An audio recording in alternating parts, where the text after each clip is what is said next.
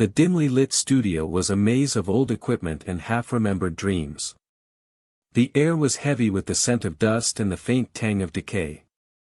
Every creak of the old wooden floorboard seemed to reverberate through the space, like the echo of a mournful sigh.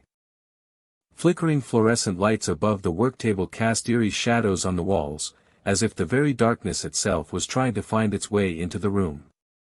A chill ran down photographer Jack's spine as he set up his latest equipment, his eyes darting about the space with an air of nervous expectation. Outside, the wind howled through the deserted streets, like a chorus of restless spirits. Jack shivered, despite the thick coat he wore, and tried to focus on the task at hand.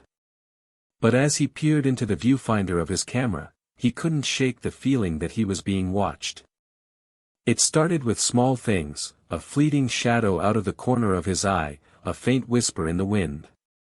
But as the days went by, the occurrences grew more frequent and more intense. Jack would capture images that seemed to ripple and distort, as if the very fabric of reality was bending and warping. He tried to brush it off as mere trickery of the light, but deep down, he knew the truth. He was seeing ghosts in every picture he took. At first, they were just faint impressions, a wispy shape, a fleeting presence. But soon, they grew more defined, more solid. People began to notice the strange occurrences, too. Clients would report seeing things in the background of Jack's shots, a ghostly figure, a shadowy presence. They would ask him to retouch or remove the images, but Jack knew he couldn't. He was powerless to stop the ghosts from manifesting. As the days turned into weeks, Jack's studio became a hub of supernatural activity. Equipment would malfunction, lights would flicker, and the air would grow thick with an unseen presence. Jack's clients began to avoid him, sensing that something was terribly wrong. One night, as he worked late in his studio, Jack caught a glimpse of a figure out of the corner of his eye. He spun around, but there was no one there. The camera on his tripod began to shake and rattle, as if it was trying to take a picture of its own. With a sense of growing dread, Jack raised the camera to his eye and snapped a shot.